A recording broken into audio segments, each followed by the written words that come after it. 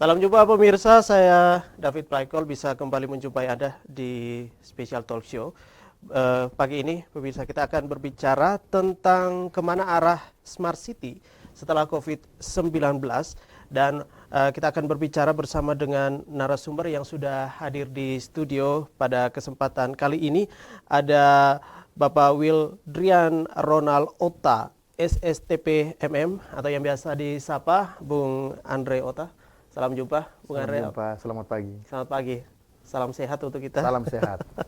Baik. Ini kalau kita berbicara tentang tema kita kali ini tentang Smart City. Ya. Nah, ini sangat-sangat viral sekali untuk wilayah untuk kita di Kota Kupang. Namun juga pemirsa juga perlu ketahui bahwa perkembangan Smart City sekarang ini di Indonesia pada umumnya ini memang sudah maju kalau mau dibilang ya, sangat maju. Hanya saja karena perkembangan sekarang ini berkaitan dengan pandemi juga.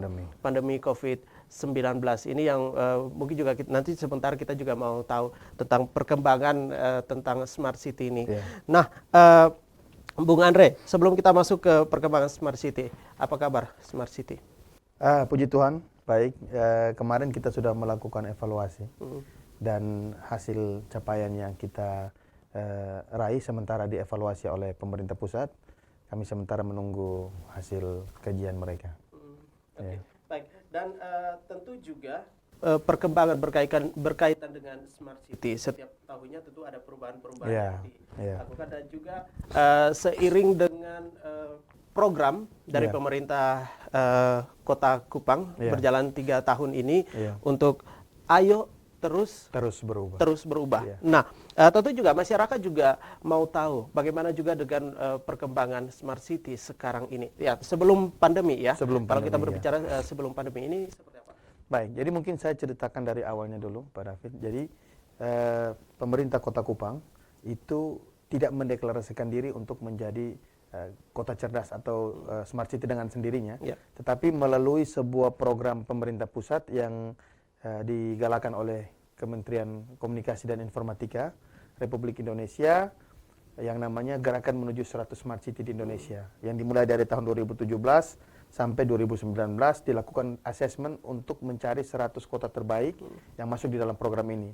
Dan pada tahun 2019, puji Tuhan, Kota Kupang adalah salah satu dari 165 kota kabupaten yang diundang di asesmen dan masuk pada gelombang terakhir. Pada tahun 2019 yang terpilih itu 25. Jadi yang pertama itu 2017 25, 2018 50, 2019 itu 25 dan Kota Kupang salah satu di antaranya. Nah, dari situ kita mulai berproses menggunakan guideline yang ditentukan oleh pemerintah pusat, dalam hal ini Kementerian Kominfo, sehingga program yang kita jalani pun disesuaikan dengan guideline yang ada pada Kementerian Kominfo. Baik, ini berkaitan dengan teknologi Smart City itu. Ini perkembangannya seperti apa sih? Ya, Smart City memang tendensinya di teknologi karena dia berjalan pada masa revolusi industri 4.0, di mana artificial intelligence, Internet of Things itu merupakan hal-hal yang menjadi backbone daripada Smart City di seluruh dunia.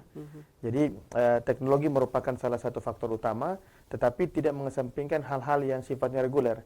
Nah, sifat-sifat reguler itu, hal-hal yang sifatnya reguler itu kemudian dia berjalan dan teknologi itu menjadi trigger untuk membuat dia melompat lebih tinggi. Seperti itu. Baik. Tentu juga ini sangat memudahkan kalau kita mau bilang dengan Smart City untuk cakupan Kota Kupang yang memang kalau kita melihat dari tahun ke tahun ini perkembangannya sangat signifikan. Dan kebutuhan berkaitan dengan dunia luar juga, kita mau melihat akan dunia luar dan bagaimana juga dengan wilayah kita, Kota Kupang itu sangat menarik sekali, Bung Andre. Nah, bagaimana juga kita memberikan edukasi. Nah, ini yang sangat penting juga berkaitan dengan program Smart City ini. Ya, edukasi dan literasi itu adalah merupakan hal yang cukup sulit apabila kita harus menerapkannya dengan single factor. Sehingga edukasi dan juga literasi yang kita lakukan menggunakan berbagai platform media.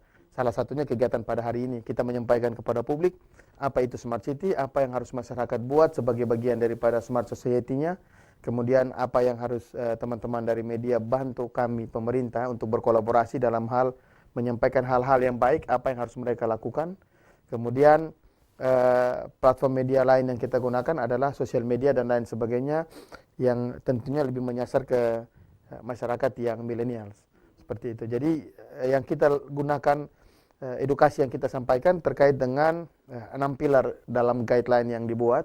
Itu ada smart governance, ada smart economy, ada smart society, kemudian ada smart branding, smart living, dan smart environment. Nah, itu yang kita lakukan. Dalam konteks kekinian, musim sekarang ini adalah musim hujan.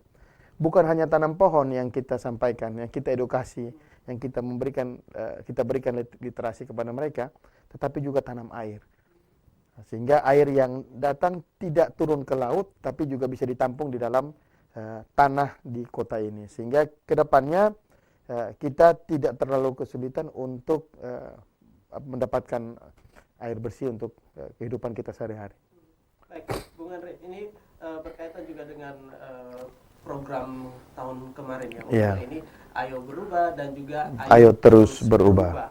Nah, bagaimana juga dengan ini kita mau melihat dulu sebelum nanti beralih ke mungkin 2021 dengan program yang lebih gesit lagi mungkin ya dalam tanda kutip. Nah, ini Ayo Berubah program dengan pembangunan secara kreatif, inovatif, cepat, tepat, efektif, dan efisien dalam ciri kota modern. Nah, ini seperti ya, kita bisa melihat perkembangan perubahan kota.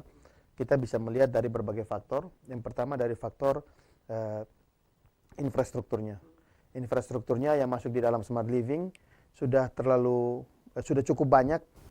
Wilayah yang dulunya masih jalan berbatu, sekarang sudah menjadi jalan yang lebih baik. Kemudian masih banyak juga daerah yang dulunya itu gelap, sekarang sudah diberikan fasilitas penerangan. Kemudian yang berikut, kita juga memberikan pelayanan internet gratis bagi di banyak tempat bagi seluruh masyarakat. Tetapi karena pandemi kita menutup sementara sehingga tidak terjadi perkumpulan orang di beberapa lokasi atau fasilitas umum itu tadi. Kemudian perubahan-perubahan lain yang bisa kita lihat di saat adanya pembangunan taman yang kemudian jalan, kemudian ada pembangunan fasilitas penerangan, maka ekonomi kita yang dulunya cuma berjalan 10 sampai 12 jam, sekarang dia bisa berjalan sampai 16 sampai 18 jam. Sehingga industri kuliner pada malam hari, masyarakat juga bisa beraktivitas sampai lebih malam hari tanpa mereka merasa takut atau lebih kepada merasa nyaman, merasa aman di dalam perjalanan. Seperti itu. Baik. Nah, itu beberapa perubahan yang dirasakan oleh warga Kota Kupang selama beberapa tahun ini, dan juga bagaimana masyarakat juga lebih cerdas lagi. Keadaan di sekitar kita berkaitan juga dengan keadaan sekarang ini COVID-19.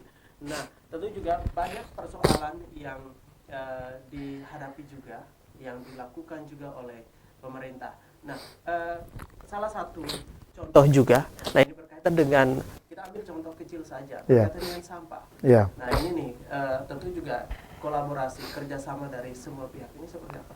Baik, kita lihat itu masuk dalam dimensi smart environment, itu terkait dengan lingkungan hidup.